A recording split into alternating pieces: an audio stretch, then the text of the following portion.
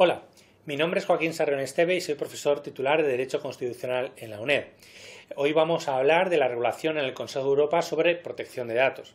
en el marco de las actividades de la Cátedra Jean Monnet en Gobernanza y Regulación en la Era Digital, la Cátedra Isaac en Derechos Individuales, Investigación Científica y Cooperación y el Centro Baldus sobre Datos. Hay que tener en cuenta que las actividades tanto de la Cátedra Jean Monnet como del Centro Baldus son financiadas por la Unión Europea y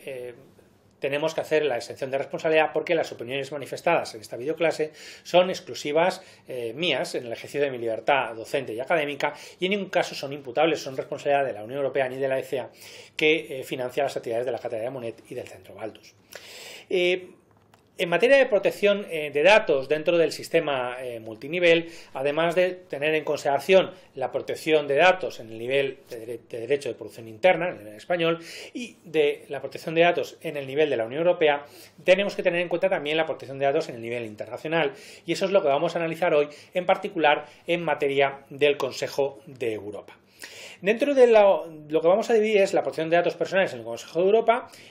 donde se fundamenta, y luego nos vamos a fijar fundamentalmente en el instrumento del Convenio 108 y su actualización a través de lo que se ha denominado el Convenio 108 Plus. Y luego un breve comentario de otras actuaciones de interés por parte del Consejo de Europa en materia de protección de datos vinculadas sobre todo a las grandes innovaciones tecnológicas que se están produciendo en nuestros días, fundamentalmente a través de los sistemas de inteligencia artificial. El fundamento de la protección de datos de carácter personal en el ámbito del Consejo de Europa se basa en el Convenio Europeo para la Protección de los Derechos Humanos y de las Libertades Fundamentales de 4 de noviembre de 1950, en particular en su artículo 8 que reconoce el derecho fundamental al respeto a la vida privada y familiar. Hay que tener en cuenta que en los años 50 aún no se había desarrollado totalmente la informática y no teníamos una noción y una configuración del derecho fundamental a la protección de datos como lo tenemos hoy en día. En ese artículo 8, el Tribunal Europeo de Derechos Humanos, el tribunal con sede en Estrasburgo, ha fundamentado la protección de datos enganchándola en la protección de la vida privada y familiar de las personas. En particular, son notables porque resumen muy bien la jurisprudencia de este tribunal su sentencia de 4 de mayo del año 2000, Rotaru contra Rumanía, porque viene a establecer que el derecho fundamental a la protección de datos dispone límites a las autoridades públicas a la hora de obtener datos personales de los individuos. Tiene que haber una previsión legal para el tratamiento de los datos, tiene que haber un principio de necesidad, es decir, el tratamiento de datos no solamente debe estar previsto por ley, es que debe ser necesario para una finalidad legítima. Y además va a permitir ese derecho al titular de los datos que acceda a los mismos y se oponga a su utilización indebida, es decir, los conocidos como derechos de acceso y de oposición. Por tanto, va a caber que el individuo afectado pueda oponerse al tratamiento si el tratamiento es ilícito, es ilegal, porque la finalidad no es legítima o el tratamiento no es necesario. También puede solicitar su modificación cuando los datos son erróneos. El derecho a modificar o actualizar los datos. Por tanto, es lo que se denomina el derecho del habeas data o la configuración del derecho a protección de datos a acceder, modificar, oponerse al tratamiento o incluso su cancelación si ese tratamiento es ilegal o ilícito. Junto a eso tenemos que tener en cuenta la sentencia del Tribunal Europeo de Derechos Humanos de 4 de diciembre de 2008, Marper contra el Reino Unido, que condenó al Reino Unido por una conservación indefinida de datos de personas sospechosas de delitos, pero que luego no resultaban condenadas y se conservaban de forma muy indefinida, como datos, por ejemplo, de ADN y otra serie de datos de carácter personal. El Tribunal Europeo de Derechos Humanos, en la sentencia Marper, condenó al Reino Unido y obligó al Reino Unido a que tuviera que modificar su legislación interna para establecer plazos de conservación de los datos de carácter personal, incluso de personas sospechosas de crímenes, ¿no? Porque se había producido esa vulneración del derecho a la protección de datos.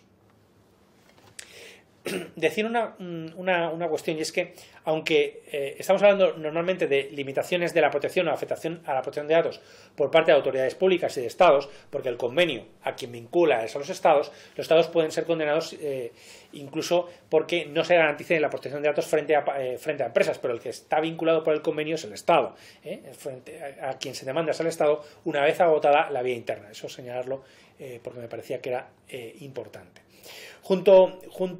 al Convenio Europeo de Derechos Humanos en el sistema del Consejo de Europa, el propio Consejo de Europa ha elaborado convenios específicos en materia de protección de datos. Y en particular el Convenio 108 de 28 de enero del 81, un momento donde ya éramos conscientes de la importancia de la protección de datos, elabora este convenio precisamente para la protección de las personas con respecto al tratamiento automatizado de los datos de carácter personal. De hecho, fue el primer instrumento jurídico a nivel internacional, jurídicamente vinculante, que protegía a las personas frente al tratamiento automatizado de datos. Y su finalidad es garantizar que cualquier persona física sea respetada en su vida privada frente al tratamiento automatizado de sus datos. Además, hay un protocolo adicional que establece la necesidad de que el Estado, los Estados parte en el convenio, dispongan de una autoridad responsable para el cumplimiento de sus obligaciones en materia de este convenio, en materia de protección de datos. Y todos los Estados parte tuvieron que desarrollar autoridades en materia de protección de datos. Este convenio se abrió no solamente a los Estados parte del Consejo de Europa, todos los Estados parte del Consejo de Europa son parte en el convenio 108, pero se abrió a su vez a otros Estados no parte. Y en particular se adhirieron Uruguay, Mauricio, Senegal, Túnez, Cabo Verde, México, Argentina y Marruecos. Rusia era un estado parte del Consejo que se ha salido del convenio, pero que sigue siendo parte del convenio 108. Destaca dentro del ámbito del convenio 108 su comité consultivo, integrado por un representante y un suplente de cada uno de estos estados parte, y que tiene como funciones presentar propuestas con el fin de facilitar y mejorar la protección de datos, presentar propuestas de enmienda del convenio 108, emitir su opinión sobre cualquier propuesta de enmienda y elaborar proyectos de instrumentos jurídicos, además como aprobar dictámenes, informes y otras funciones que se puedan adjudicar. Voy a señalar ahora la importancia que ha tenido la última actualización del convenio 108 a través de un protocolo que se ha producido en el año 2018 y a la que se ha denominado el convenio 108 Plus, como una especie de nueva generación del convenio 108, y es precisamente tratar de actualizar el convenio 108 para proteger la vida privada de las personas frente al tratamiento automatizado, gracias a las innovaciones tecnológicas actuales que permiten los sistemas de inteligencia artificial. Estas recientes innovaciones tecnológicas presentan unos desafíos más nuevos y eso requería una actualización del convenio 108 con este 108 Plus. En realidad, lo que hace fundamentalmente es proteger a la persona frente a decisiones que afecten significativamente al individuo basadas en un procedimiento automatizado de datos con decisiones de carácter automatizado, ¿no? Eso va a permitir que la persona pueda oponerse a estas decisiones de carácter automatizado cuando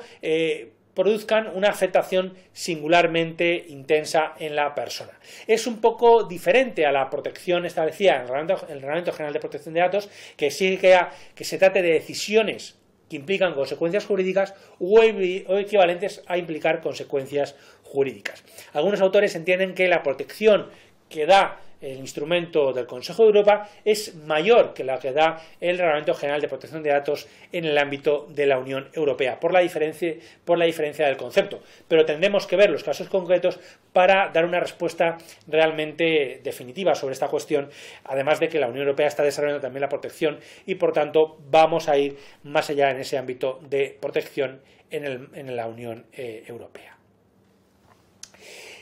España ha ratificado el convenio 108 Plus y se espera que entre en vigor a partir del 11 de octubre de 2023, una vez hayan ratificado 38 estados parte este convenio. No he podido confirmar, porque la web no iba bien del convenio,